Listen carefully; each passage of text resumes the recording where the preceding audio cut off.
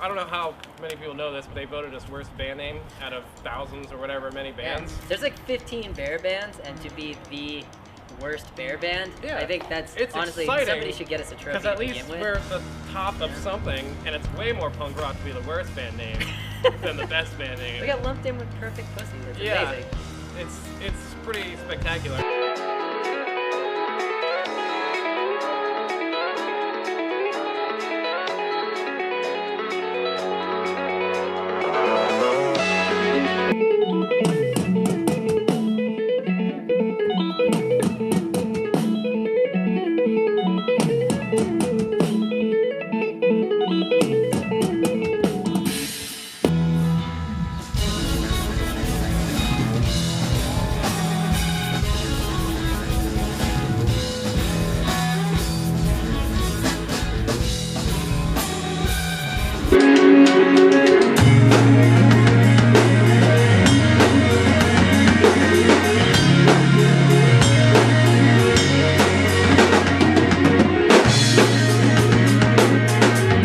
Hope you can appreciate the get up.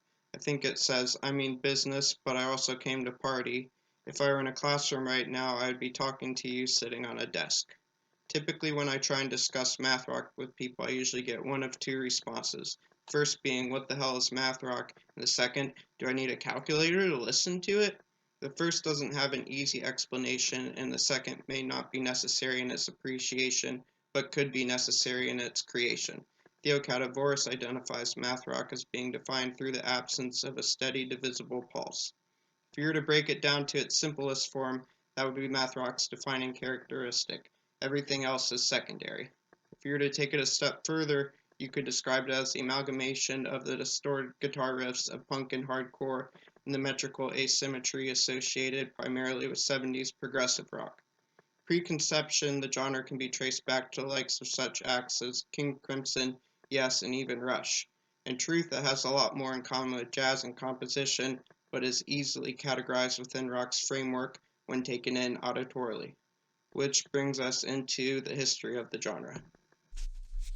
If it was in its preconception circa 1970, it had reached its so-called embryonic state in the early 1980s, traced back to many punk acts such as the likes of Black Flag's '84 release My War, containing multiple mathy tracks built around polyrhythmic percussion.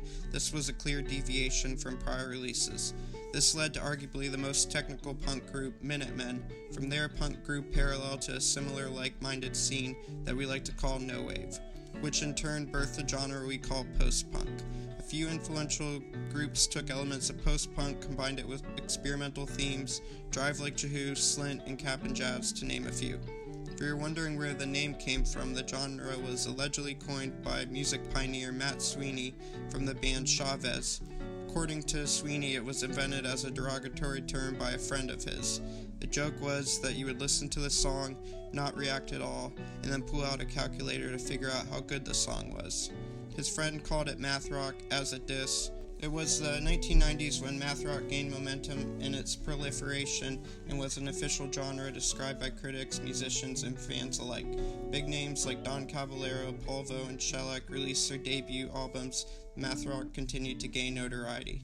Then in the late 1990s, there were even more names to add to the roster, such as Hella, Joan of Arc, Ghost and Vodka, Sweep the Lake Johnny, and one of the biggest names in the genre, American Football.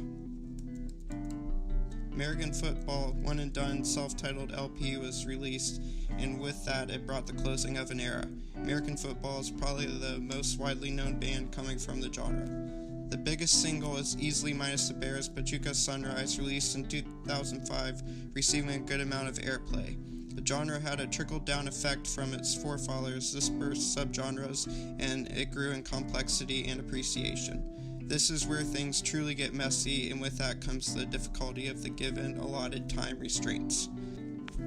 The emo scene created the emo math rock that has emo vocals and is an entire genre. The post-punk scene influenced probably the biggest portion. Noise rock influenced the heavier bands. Then there was a combination of any of those three, also drawing heavily from the very vague experimental genre. This birthed math jazz and my favorite genre, mathcore, metal's take on math rock. This is where math rock's defining characteristic and theme is not dissimilar from music's defining characteristic and theme as well. Music never remains stagnant. It is not iterative. It never comes full circle. It is always evolving, always growing, always expanding. That is where its true beauty lies.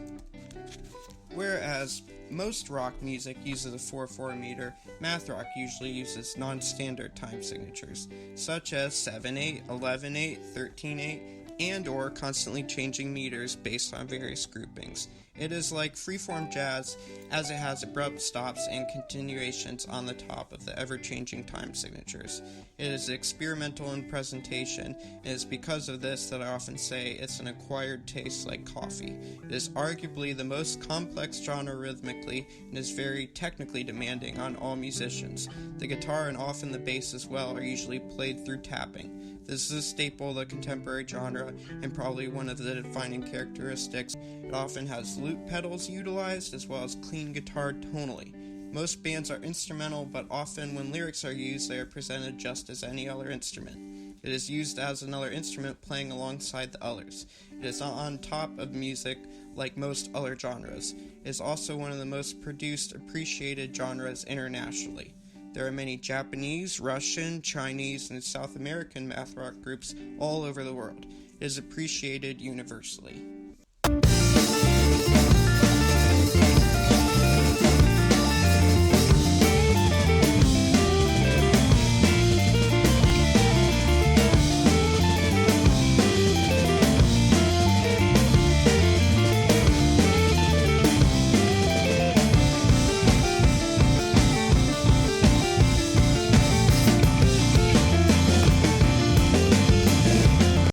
Another great project is a solo act from Russia called Zef's Chasing Kara. This is a clip from his song called Pink Sweat.